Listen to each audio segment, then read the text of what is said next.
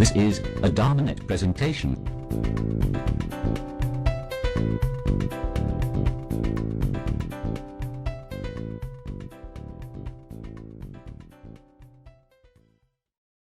So I've been asked to give a talk about evil creatures like vampires and stuff.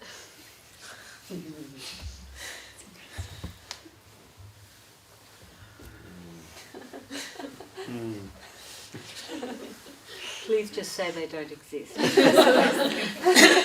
leave it at that.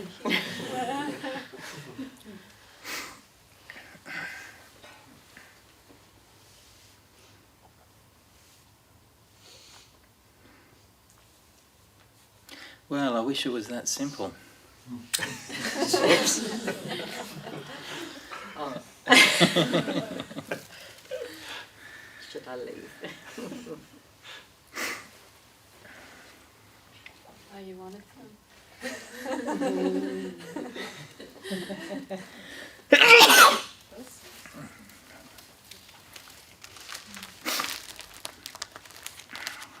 So some of you may be aware that one of my favourite Buddhist websites, of course, is buddhismforvampires.com. No. No? Absolutely, yeah. I verified it. I didn't believe him either. Yeah.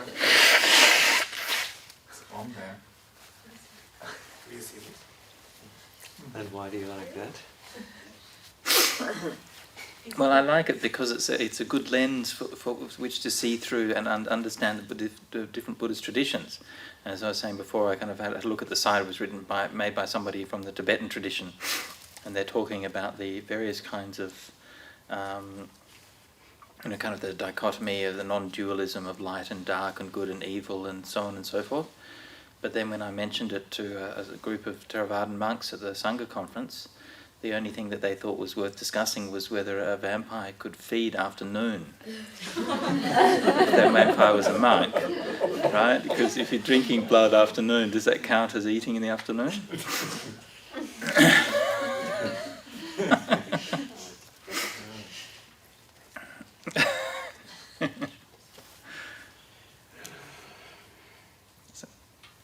Since was just giving some commentary on the. Okay, Just explaining the... okay, about the eating afternoon. Yeah. We don't drink blood. It's okay. Yeah.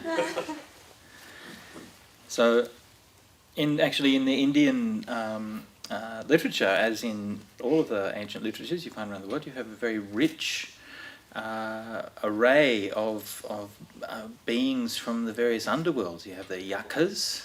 And they're called the pisachas, and the rakshasa, and the petas, and what do they call it? The sorry, asura is another one, yeah? And the what is it? The Vaitalia? Is it Vaitalia? I can't remember exactly the Pali word for it. Vaitalia is actually the one that's most like a vampire. I think they kind of like a spirit that takes over dead bodies and then drinks blood and things like that. Zombies, yeah, zombies. Yeah, I can't recall an exact correlate of zombies. A lot of these are actually quite vague. I mean, you find them mentioned here and there, but they not necessarily consistent or have a sort of clear definition of what they are. Obviously, like kind of folk beliefs and things like that. So we only sort of get glimpses of it. Nagas, of course, another one. These kind of serpent spirits. And in the Buddhist or in the Indian tradition, these beings often have a much more ambiguous role than we might be used to. So we're used to sort of thinking of vampires and zombies and so on as evil. Whereas in the Indian tradition, these things are a bit more nuanced. You actually find, for example, in the Buddhist texts, we have a lot of yakas who actually turn out to be quite good. Yeah?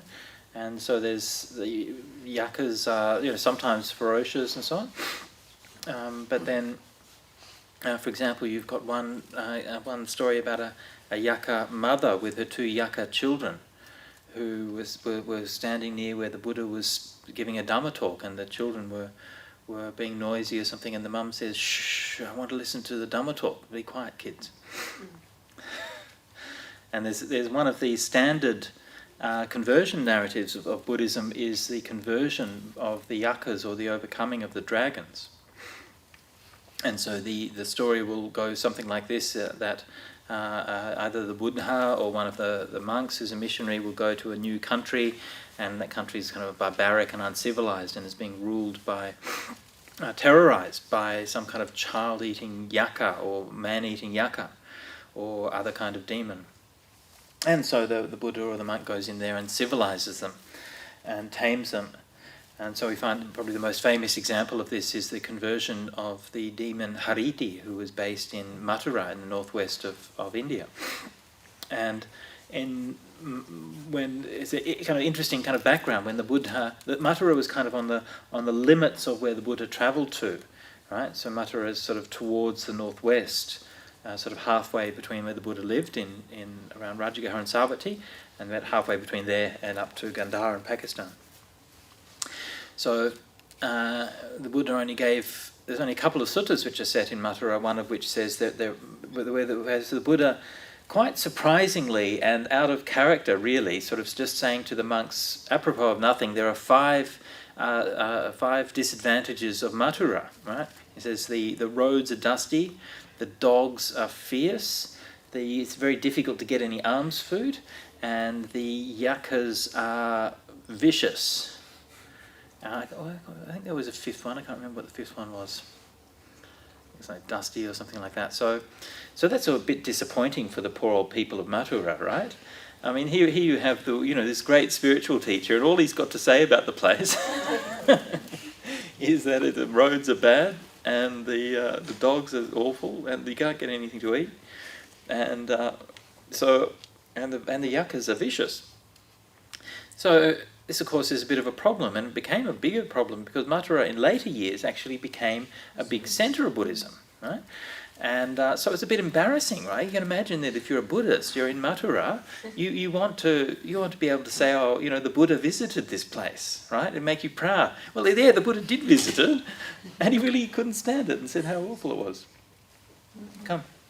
So that's kind of a bit embarrassing. So what you find in the later texts is that they retell that story in a new way, so that instead of when the Buddha actually told that particular sutta, so remember that sutta I just said is the only one we find in the early texts, right? So in the later texts we find the Buddha telling another story, how that sutta was actually only his first impressions of Mathura, right? That was what happened when he first got there, because Mathura was being dominated by this evil yakini, this female yaka called Hariti. And Hariti, the word Hariti means, it's not entirely sure what the word means, but it's either derived from har, meaning to bring or carry, okay? Or there's another root, har, meaning green, right? And she was a goddess, among other things, of smallpox. So it either refers to her carrying off the children who were dying, right? She's the bearer, the carrier, yeah? Or it refers to the green colour that the sick children had. Yeah? Not entirely clear. Anyway, by all accounts, a thoroughly unpleasant demoness, and not somebody that you want to have running your town, right? So when the Buddha gets there, Hariti was harassing everybody and demanding food, right? Demanding gifts, and those gifts were the children of the village or of the town. Right? So it seems that what you have in these stories is like a memory of child sacrifice to some kind of god, right? And there's actually many, many stories like this in the Buddhist tradition which seem to suggest that the practice of child sacrifice or human sacrifice was quite widely practiced. So of course how it would have gone is that you would make the sacrifice, maybe an annual sacrifice of children to Hariti as a protection, so to save the other children from the smallpox. So, anyway, so the story goes that when the Buddha arrives there, Hariti was, tried to disturb him and tried to hassle him and so on and so forth, and so that's why he made that sutta about how bad Mathura was.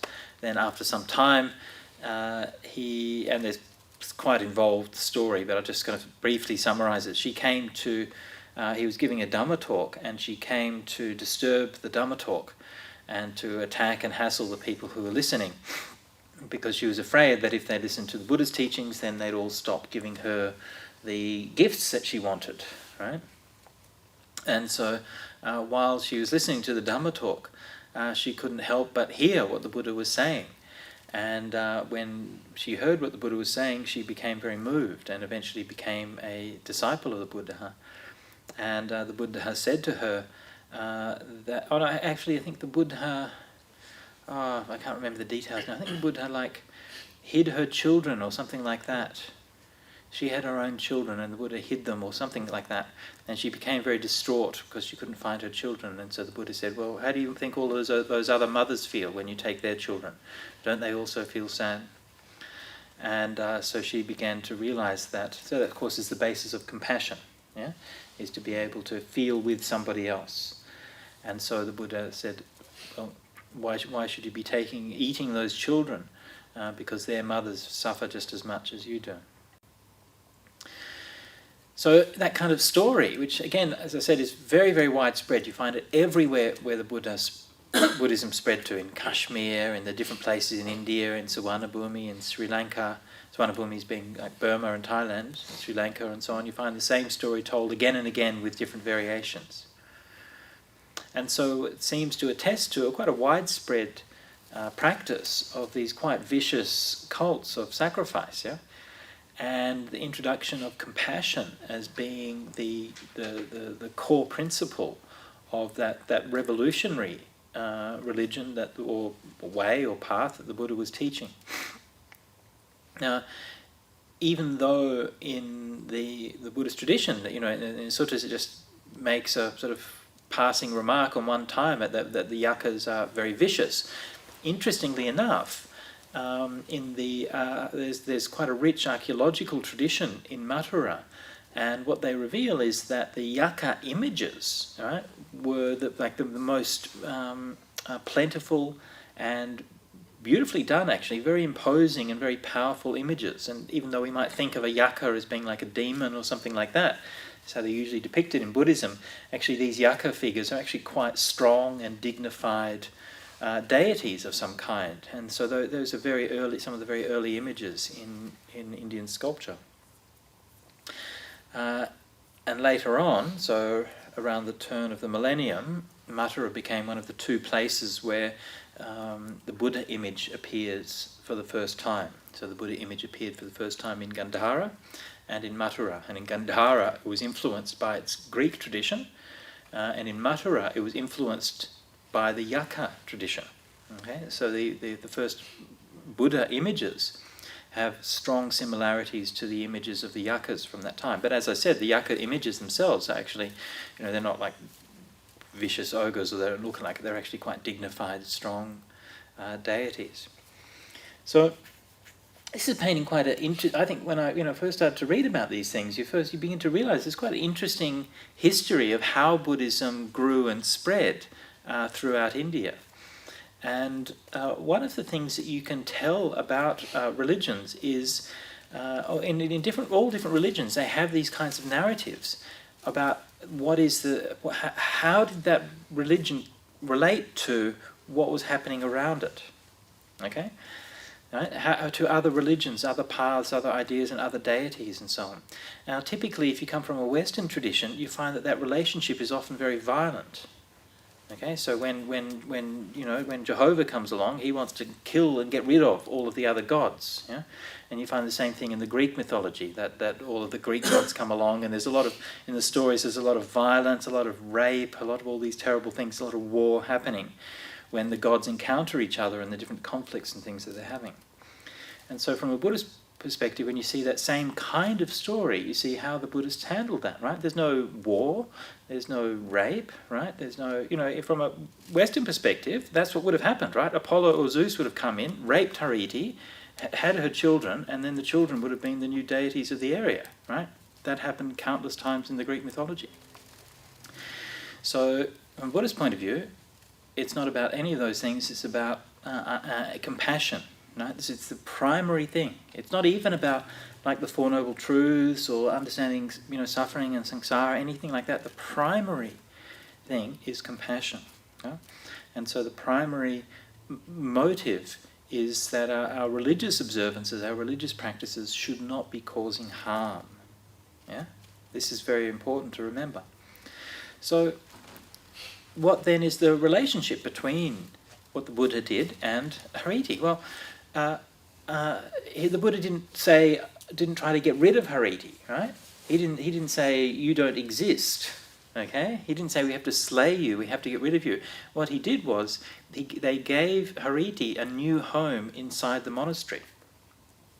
Okay, again, very interesting that the old religions and the old ways were not. You don't try to get rid of them, but you incorporate them and you transform them. Yeah? Again, this is a very, very, I think, very strong sign of a healthy way of relating to those parts of ourselves, right? Again, come back to the idea of vampires and werewolves and things like that, right? I mean, what you're talking about is things that are inside yourself, okay? These are all metaphors, right? A werewolf, it's a full moon, we'll hear the werewolves howling, right? This is our animal nature, which we have inside us, yeah? And our animal nature comes out sometimes, and we realize that we think that we have this, we're evolved and we are civilized and so on, and then inside we still have this untamed primal force, yeah, which is out of control. Yeah? And so on and so forth. All these different kind of figures, they all kind of manifest or reflect something about ourselves. So if you try to deny this and try to push it away and try to pretend that it doesn't exist, right, then this is never very healthy. Right? So you have to understand, well, actually we are animals. We are blood-sucking fiends. Right? Again, you think about vampires. What is the symbolism of vampires? I mean, these things have a lot of different dimensions. You can't sort of reduce them down to one thing, but the basic idea is that you're feeding off other people, right? That's the basic thing behind a vampire. So don't we all do that, right? Actually, yeah. I mean, they published a book a few years ago called Emotional Vampires, yeah? And that's actually we do. We meet people and we try to suck out of them their stuff. Right, their life, their vitality. Right, we want to feed off their vitality. Yeah, and sorry. So it's more like a parasite. Like a parasite. Yeah, exactly. Yeah. Well, we use that term, don't we? We use that term colloquially. So we call people parasites. Exactly. Yeah. Or energy vampires. Energy vampires. Yeah. Energy vampires. Or we eat other creatures for fun. We eat other creatures for fun. Yeah. Other beings. Yeah. We don't need to anymore. Largely for pleasure. Yes. Yeah. The concept of an energy and emotional vampire is really interesting, I think. Uh-huh. Just, yeah, and sometimes you do come across people who, yeah, okay, there's almost like sucking energies. Yeah. And so, Yeah. Yeah. But again, just when you use these kind of words, that's immediately creating an other, right? So this is a way that we have of externalizing all these things, right? And projecting them and saying, well, they exist in that kind of form. Whereas, of course, it's not the other; it's us. Yeah. And all of those things are things which are actually inside us, and we're all vampires sometimes, and we're all feeding off other people and all of those things. And actually, in a sense, there's nothing actually wrong with it. There's nothing wrong with being a werewolf, right? And having a kind of primal, animalistic side, I mean, it's all right, Whatever, get on the football field and charge around or something like that. But the problem, of course, is when these things get out of balance and they get extreme and they get denied and they get repressed and so on, and then it becomes very harmful. So that was the case with Hariti. So the Buddha, again, didn't try to destroy her or kill her or do anything violent or anything like that, but just tried to get her to have some empathy, yeah? To actually realize, her suffering as a mother, yeah, is the suffering that all of these, the same as all of the other mothers. And so she became a fertility goddess within the Buddhist tradition. And she was given a shrine within the Buddhist monasteries, okay? And in that shrine, then the village women would come and make offerings, not child sacrifice anymore, but they would offer rice and milk and so on. And then they would, if they wanted to wish for children or something like that, then they would come and they would do that. Actually, in the Nepalese tradition, this is something you don't find that commonly these days in the Buddhist traditions, but in the Nepalese traditions you find Mahamaya, the Buddha's mother, is a fertility deity. Right? So the women will go to her and make offerings for wishing for children and so on. But from what I've seen in most of the Buddhist traditions, you don't find that kind of thing actually happening within the temple so much. It usually happens outside of the temple. Right? For example, one time I was in northern Thailand. I was going for Pindabata through the village, and there was an elephant in the village. Right? This is actually very unusual, right? You don't see elephants around the place in Thailand very much. And so they were bringing this elephant through the village, and it attracted a bit of attention, and some people were gathering around. And I noticed that the village women were like ducking underneath the elephant. Yeah? And so I asked about it, said, what are they doing? They said, they're making a wish for children. Yeah? Is that the same in Sri Lanka? They put young children underneath. Okay. For wishing for strength. Okay. Yeah, not so much women, I don't know, but young babies, they put the babies under the elephant? They don't, they carry the baby. Okay. All right. Okay. Yeah. So you find those kind of customs in Buddhist cultures, but you usually don't find them actually happening in the monasteries. Not so much. About a lot of other things you do find, but that particular one you don't tend to find. But so that the mothers would come and they would make their offering and so on and so forth. But then one of the interesting things is that it then goes on to talk about, and this story comes from the Mulasarvastivada Vinaya, the Vinaya in Tibetan tradition. And so it talks about how the mothers wanted to leave their children in the monastery. Right? And not to sacrifice them or anything like that, but they wanted to give them to Hariti for a period of time as an offering, and they would then come along and collect them again, right? So because this is presented as a Vinaya discussion, right, even though it's actually a very late thing, but it's presented according to the conventions of the Vinaya, and so that the monks ask the Buddha, is it okay that these children could stay for a while in the monastery? And the Buddha says, yeah, that's okay, they can stay here for a while. And then it sort of goes on, and then it's like, the children were hungry in the evening, and they said, can they have something to eat in the evening? And the Buddha said, yeah, they're only kids, let them have something to eat. And then it goes on, and then says, the children were making a noise, and so on. And then it sort of gives all of these kind of child-minding rules, right, for how the monks have got to look after these kids, right? Exactly, so the monastery becomes like a childcare centre. So you can imagine how that would work in a village, right? For a start, a great holiday for all the mums, right? I mean, you don't have kindergarten and childcare and all of that kind of stuff. So, the mums come along, they can make an offering. The kids probably have a bit of a holiday. It's like a camp or something like that, right? So you can imagine they kind of running around and raising hell in the monastery. The monks were trying to cope and obviously figuring out what they should do and shouldn't do and so on. And then, but why do the monks do it? Well, the last one of the things that they allow is that when the mothers came to collect their children, they said, we want to give a donation. Is that okay? And they asked the Buddha, and the Buddha said, yes, if they want to give a donation, it's okay. Right? So obviously the monasteries were getting some revenue from that, and that's giving a motivation.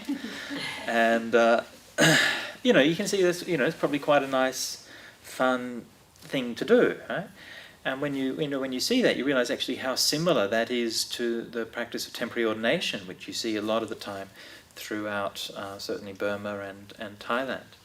And basically, it's pretty much exactly the same, except it doesn't have the overt thing of there being offered to a goddess, but the kids come to the monastery like during the school holidays or something like that, and they same kind of deal, right? They come and they raise hell and so on. And the same monastery I was at, where I saw the elephant, they did that, and there was a very small, nice forest monastery nearby, and the monk there usually just stayed by himself.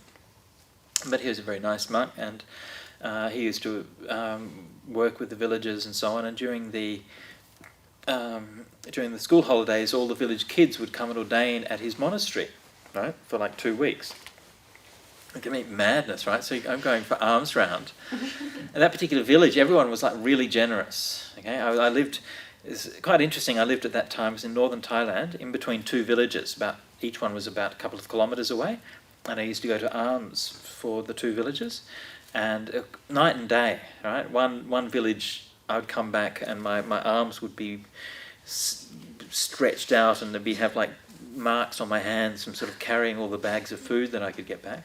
And then the other village, I'd get like a couple of lumps of rice and a banana if I was lucky. Very interesting.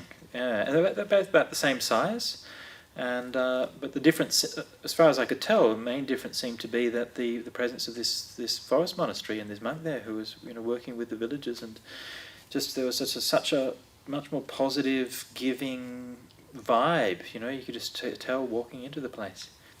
Anyway, so I'd go in for alms, and they'd always give me lots of things, and then this monk was going in there with all of these kids during the there's like 14 or something, kids ranging from like mid-teens down to like 7 or 8 or something like that, and they're kind of messing around a bit and then trying to look like real monks and stuff, and then they kind of drop their bowl lid on the ground, and all the other kids would laugh at them, and and so even though that's not done as a special kind of goddess sacrifices, it is interesting if you ask people, the men in Thailand, when they do the temporary ordination, right?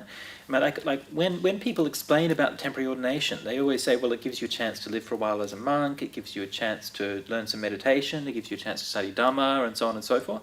But actually, if you ask the monks who do that, why are you ordaining? They will say, to make merit for my mother. Yeah. That's why, yeah. Sometimes they say for their parents, but most often they'll say it's to make merit for my mother. Yeah. So that aspect is still kind of there. And, again, it's been even more sublimated and transformed in the Buddhist context. But I have this suspicion, I've never been able to verify it historically, but I have this suspicion that, you see, it's interesting in the Theravadan culture why that temporary ordination practice is so prevalent throughout Burma and Thailand and is not found at all in Sri Lanka, right? So my suspicion is that it actually was characteristic of northern Buddhism, where Mathura is. And there are other traces in Thailand and Burma of Mathuran Buddhism. Most obviously is being a monk called Upagupta, who was the patron saint of Mathura. It's not found at all in Sri Lankan Buddhism, but very common in Burma and Thailand. So I suspect that there was actually a kind of this northern transmission, like the first transmission of Buddhism through those regions was through the north, from Bangladesh and Burma and Thailand. And I suspect that there's perhaps a remnant of the customs from those days, which is why that's different. So, where were we? Oh yeah, vampires. Right. So this is how we treat those things, and I think that learning that a little bit about that history of how Buddhism worked is also very useful for us to understand how do we work with our own inner vampires, right? And our own inner werewolves, and also the vampires and the werewolves who we meet outside, right? Because sometimes it is somebody else who is acting towards us in that kind of way, and so I think that this is giving us some good guidelines on what to do. Okay, so let's see what lessons we can draw out of this. First lesson I think to draw out of it is that it is possible to do something. Okay, think about this. I mean, this seems like obvious now. Right? But these kinds of cults, which were being practiced in ancient India, and they're incredibly widespread. I mean, you find this kind of thing all over the world, and it goes back as far as human culture goes back, right?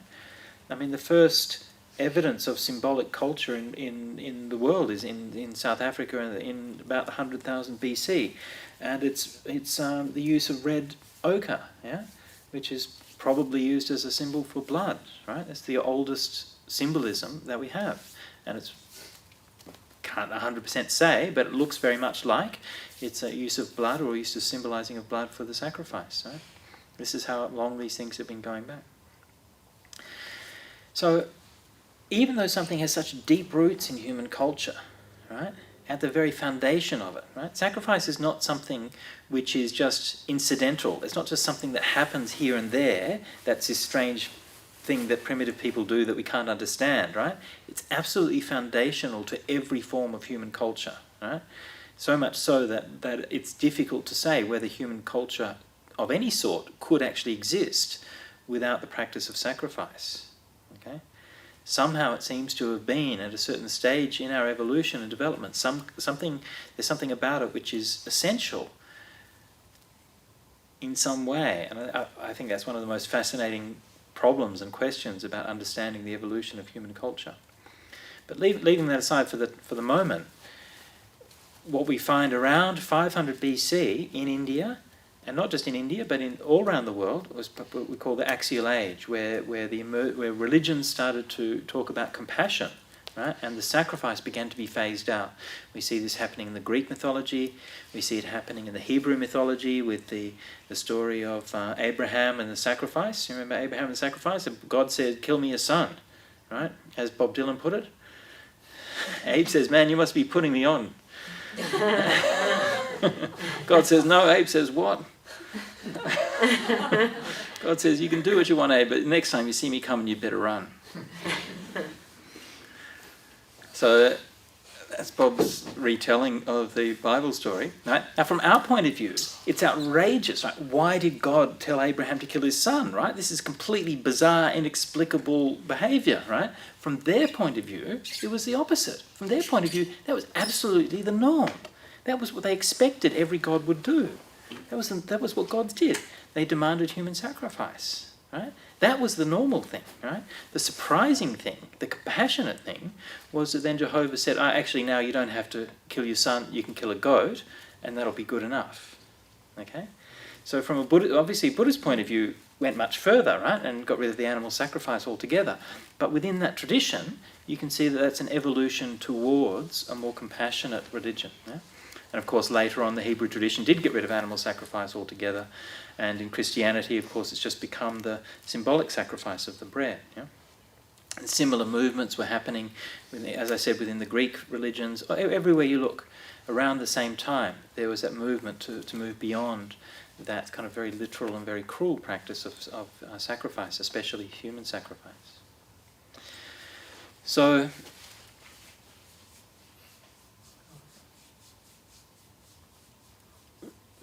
these stories speak to the emergence of compassion in response to these kinds of things. So the first lesson is even something as universal and ancient and profoundly embedded in our human culture can change.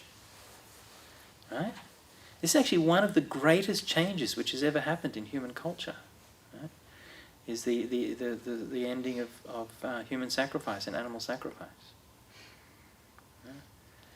And that can change. And so when we talk about compassion, we shouldn't think of compassion as being like a small thing. It's not just being nice to people, and it's not just something you can kind of dismiss. It's actually incredibly powerful and transformative. Right? So I think this is number one lesson from those stories, is that things can change. Second thing I think is important is that they don't change by destruction or violence, right? They change by acceptance, right? So Hariti was accepted within the temple. Yeah? Again, it's a very, very powerful motif, right? And of course, is another expression of compassion. Hariti needs somewhere to live. And of course, the reality is that we all have, as I said before, we all have these demonic sides to ourselves. We all have sides that are full of anger. We all have sides that are parts of ourselves that are cruel, that want to hurt, right? That feel jealous. We all have sides of ourselves that want to get attached and feed off other people. Or just sides that are like animal, like sort of full of confusion and rage and not knowing how to deal with that. Right? So we're not going to succeed in our spiritual practice by denying those things, pretending that they don't exist. Right? We succeed in our spiritual practice by first of all accepting them and by treating those things with compassion.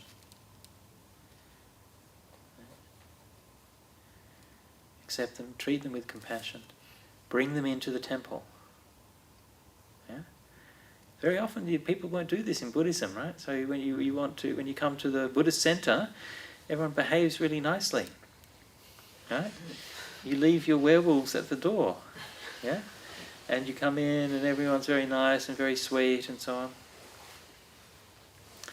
Remember I was talking to one monk who was talking about the massive problems they'd had in the monastery, and they'd had the president of the committee who looked after the temple used to bring a gun into the temple. Right? He and the treasurer were colluding to steal about 80% of the monastery's income. And they were basically ripping everything off all the time.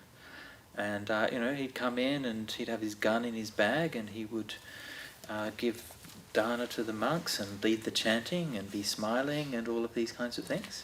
Yeah?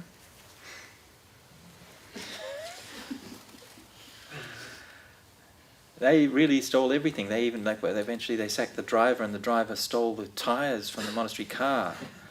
Yeah, I mean they just took everything. Yeah, they used to. The abbot used to tell the monks off all the time for sending too many letters and packages, saying, "How come our postal bill's so big?" But the driver used to go into the post office and get all of the sort of discarded envelopes and stamps and things like that, and bring them into and hand them in as packages, so that you could then just get more stuff. Yeah. They also had another system where they would get expenses at the beginning of the month, and then they would ask for the expenses during the month when they had to pay for something, and then they'd ask them again at the end of the month. So they're actually getting paid 3 times for everything they spent in the monastery. Yeah, talk about vampires, right? So these kinds of things happen, and it's one of the things which I think is important that in our spiritual tradition, spiritual lives, that we don't go around pretending. Right? Just be who you are. That was one of the best pieces of advice that I got when I went to Malaysia and stayed in Ipoh for a while, and one of the people in the committee there said, just be yourself. And that was really nice. Yeah? You don't come to Buddhism to be somebody else. You don't come to Buddhism because you want to make a Buddhist face and everyone can like you because you're kind of smiley and stuff. I think I've mentioned this before, but a number of years ago, I happened to open up a copy of Tricycle magazine, the Buddhist magazine, and I was leafing through it, and everybody was smiling. And every page after page, all these cheery, happy faces, and I'm like, come on, you're not that happy.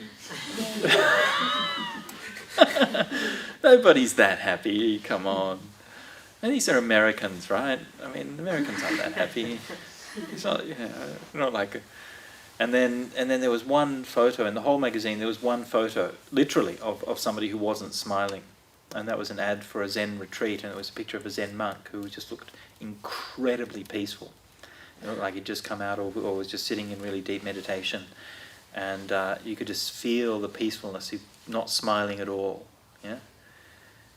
But there was something very, very real about that photo. Yeah. Anyway,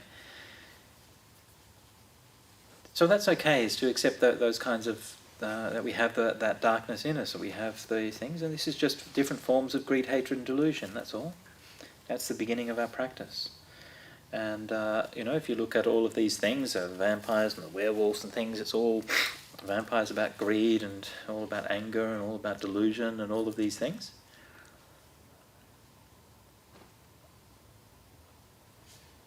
So if we accept those things, we can do something about it. Yeah?